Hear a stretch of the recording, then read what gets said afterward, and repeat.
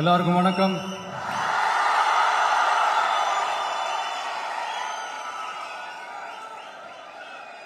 அண்ணல் அம்பேத்கர் அவர்களுடைய இந்த நூல் வெளியீட்டு விழாவில் கலந்துக்கிறது, அதுவும் இந்த முக்கியமான நாளில் கலந்துக்கிறது எனக்கு கிடைச்ச மிகப்பெரிய ஒரு வரமா நான் நினைக்கிறேன். விகடன் குழும நிறுவன தலைவர் திரு ஸ்ரீனிவாசன் அவர்கள், அண்ணல் அம்பேத்கர் அவர்களுடைய பேரன் திரு ஆனந்த் டெல்டும்டே அவர்கள், நீதியரசர் ஓய்வு பெற்ற நீதியரசர் திரு சந்துரு அவர்கள், திரு ஆதவ் அர்ஜுனா அவர்கள், என் நெஞ்சில் குடியிருக்கும்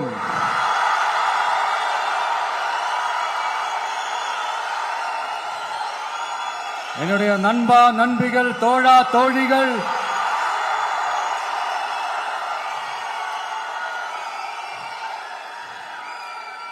உங்க எல்லாரு கூடவும் இவங்க எல்லாரு கூடவும் இந்த ஸ்டேஜில் நானும் இருக்கிறது எனக்கு ரொம்ப பெருமையா இருக்கு. முக்கியமா இப்படி ஒரு ஃபங்க்ஷனை ஏற்பாடு பண்ணி எனக்கு அந்த வாய்ப்பை கொடுத்த விகடன் குழுமத்திற்கு என்னுடைய மனமார்ந்த நன்றிகளை தெரிவிச்சுக்கிறேன்.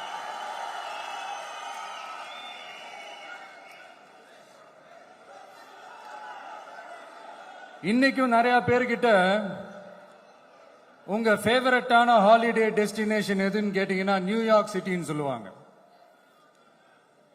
ஏன்னா அங்க போய் ஒரு 2-3 நாள் தங்கிட்டு வர்றதே அது ஒரு பெரிய ஸ்டேட்டஸ் ஆகவும் ஒரு பெரிய அச்சீவ்மெண்ட் ஆகவும் நினைப்பாங்க. ஆனா 100 வருஷத்துக்கு முன்னாடியே நியூயார்க்லாம் போய் அங்க உலக புகழ் பெற்ற கொலம்பியா யூனிவர்சிட்டிலலாம் போய் படிச்சு டாக்டர் பட்டம் வாங்கி சாதிச்ச ஒரு அசாத்திய மாணவர் ஒருத்தர் இருந்தார். அது கூட பெருசு இல்ல, அவர் எந்த சூழ்நிலையில அங்க போய் படிச்சு சாதிச்சாருன்றதுதான் மிகப்பெரிய விஷயம். அன்னைக்கு அந்த மாணவரை, நீ இந்த சாதியில பிறந்திருக்கிற, உனக்கெல்லாம் படிக்கிறதுக்கெல்லாம் தகுதி இல்லை, நீ எல்லாம் எதுக்கு ஸ்கூலுக்கு வர, அப்படி இப்படின்ட்டு அவர் வாழ்ற சமூகமே அவரை தடுத்துச்சு. அதையும் மீறி அந்த மாணவர் பள்ளிக்கூடம் போனா சக மாணவர்களுடன் சரிசமா உட்கார்ந்து படிக்க அவருக்கு அனுமதி இல்லை.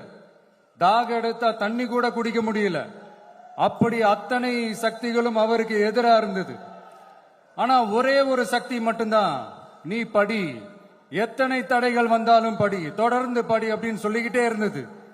அதுதான் அந்த மாணவருக்குள்ள இருந்த அந்த வைராக்கியம். அந்த சின்ன வயசுல அந்த மாணவருக்குள்ள எப்படி அப்படி ஒரு வைராக்கியம் வந்துச்சுன்னு நினைச்சு பார்க்கும்போது உண்மையிலே பிரமிப்பாதான் இருந்துச்சு. அந்த வைராக்கியம் தான் அந்த மாணவரை பிற்காலத்துல இந்த நாட்டோட ஒரு தலை சிறந்த இன்டெலெக்சுவலா டிரான்ஸ்ஃபார்ம் ஆகிறதுக்கும் காரணமா இருந்துச்சு. எனக்கு தெரிஞ்ச உலக வரலாற்றிலே இப்படி ஒரு டிரான்ஸ்ஃபர்மேஷனை யாரும் பார்த்திருக்க மாட்டாங்க. அந்த மாணவர் வேற யாரும் இல்ல, நம்மளுடைய அண்ணல் அம்பேத்கர் அவர்கள் தான்.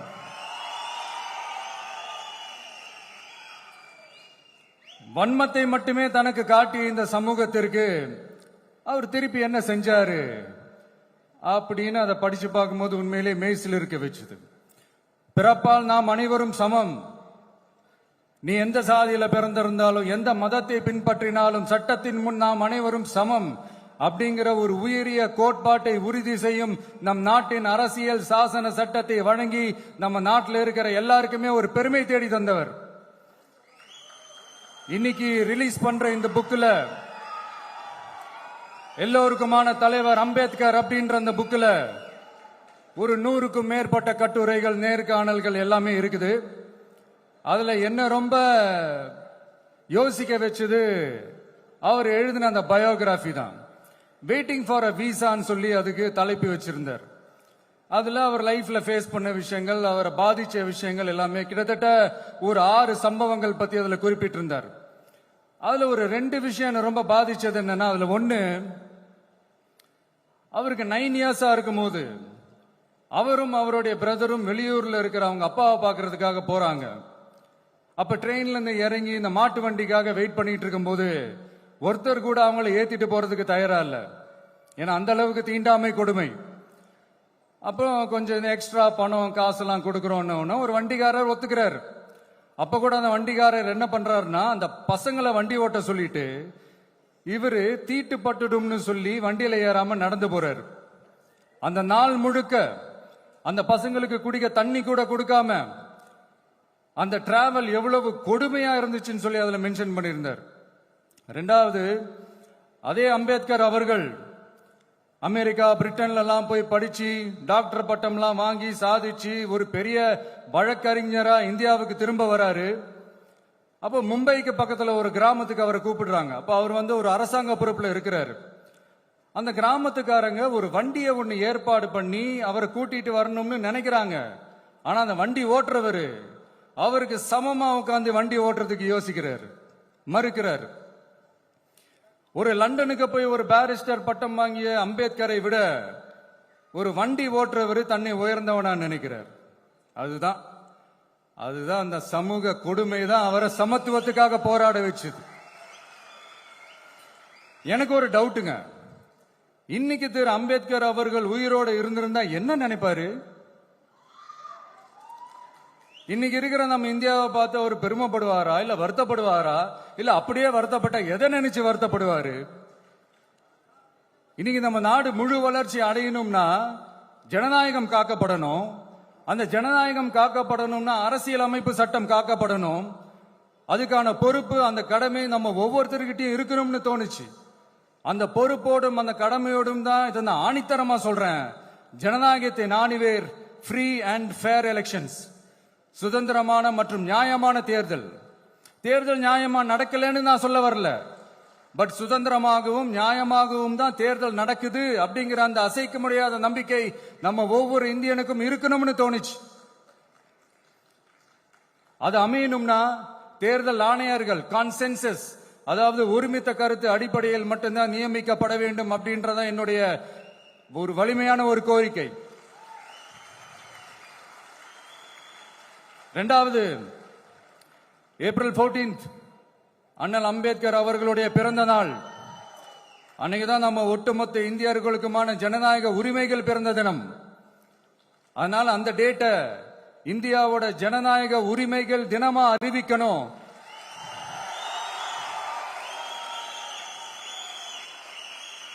அப்படின்றத என்னுடைய இன்னொரு தாழ்மையான ஒரு வேண்டுகோள். அது இந்திய ஒன்றிய அரசிடம் நான் முன்வைக்கிறேன்.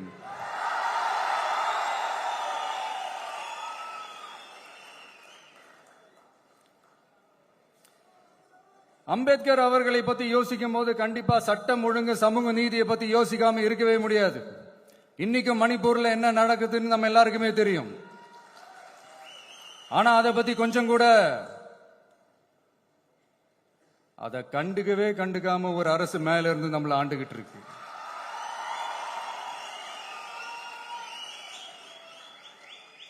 சரி, அங்கதான் அந்த அரசு அப்படி இருக்குன்னா இங்க இருக்கிற அரசு எப்படி இருக்கு?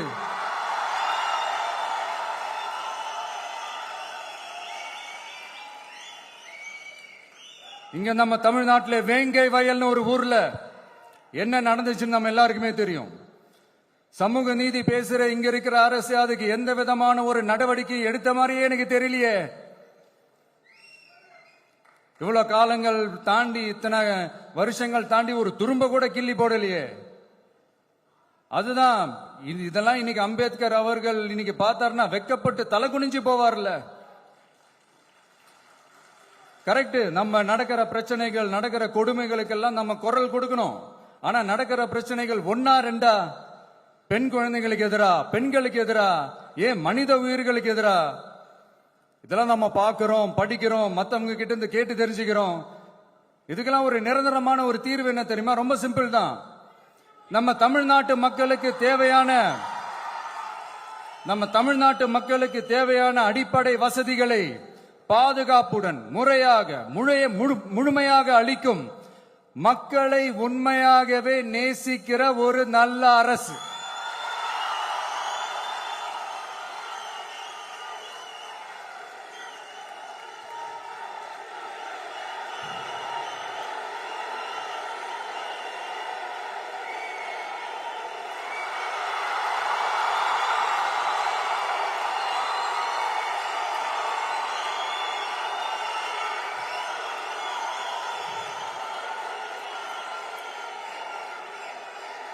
அதான் சொன்னேன், இது அமைஞ்சிட்டாலே போதும், அதான் ரொம்ப சிம்பிள்னு சொன்னேன்.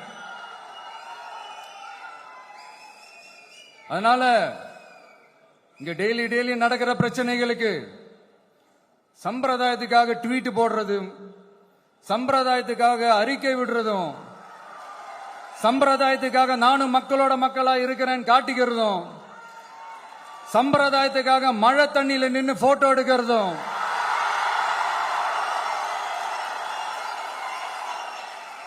எனக்கு அதுல கொஞ்சம் கூட உடன்பாடே இல்லை. பட் என்ன பண்றது, நம்மளும் சம்பிரதாயத்துக்காக சில நேரத்தில் அந்த மாதிரி செய்ய வேண்டியதா போயிடுது. அதாவது நான் என்ன சொல்ல வரேன்னா, மக்களோட உரிமைகளுக்காகவும் அவங்களோட உணர்வு பூர்வமாக இருக்கணும். என்ன ஒவ்வொருத்தரும் அவங்க குடும்பத்துல ஒருத்தனா நினைச்சிட்டு இருக்கிற அவங்க தமிழ்நாட்டில் அவங்களுக்கு எங்க என்ன பிரச்சனை நடந்தாலும் அவங்களோட உரிமைகளுக்காகவும் அவங்களோட உணர்வு பூர்வமாக இருப்பேன். எப்பவுமே அப்படிதான் இருப்பேன்.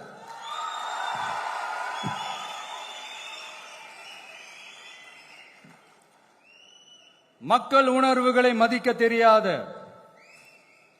மக்களுக்கு அடிப்படை சமூக நீதியான பாதுகாப்பை கூட உறுதி செய்ய இயலாத, கூட்டணி கணக்குகளை மட்டுமே நம்பி இருமாப்புடன் 200 வெல்வோம்,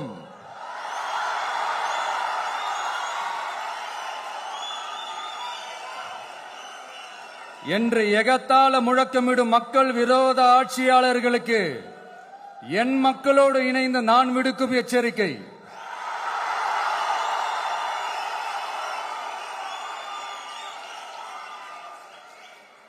நீங்க உங்களோட சுயநலனுக்காக பல வழிகளில் பாதுகாத்து வரும் உங்கள் கூட்டணி கணக்குகள் அனைத்தும்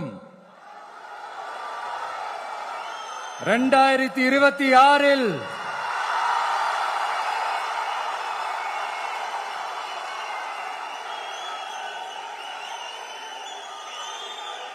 மக்களே மைனஸ் ஆக்கி விடுவார்கள். மக்களே மைனஸ் ஆக்கி விடுவார்கள். மக்களே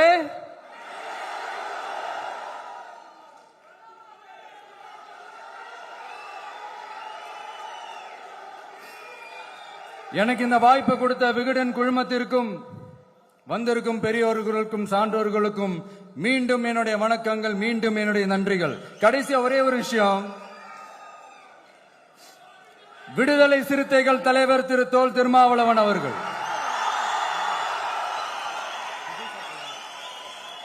அவங்களால இன்னைக்கு வர முடியாம போச்சு.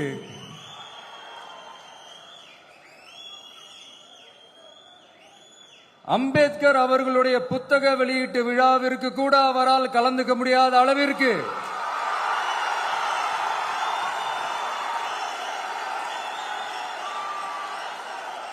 கூட்டணி கட்சிகள் சார்ந்து எவ்வளவு பிரஷர் இருக்கும் என்று என்னால் யூகிக்க முடிந்தாலும்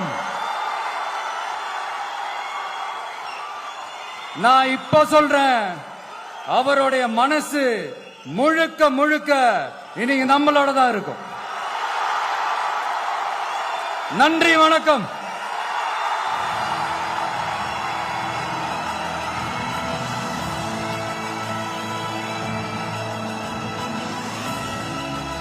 அனல் பறக்கும்.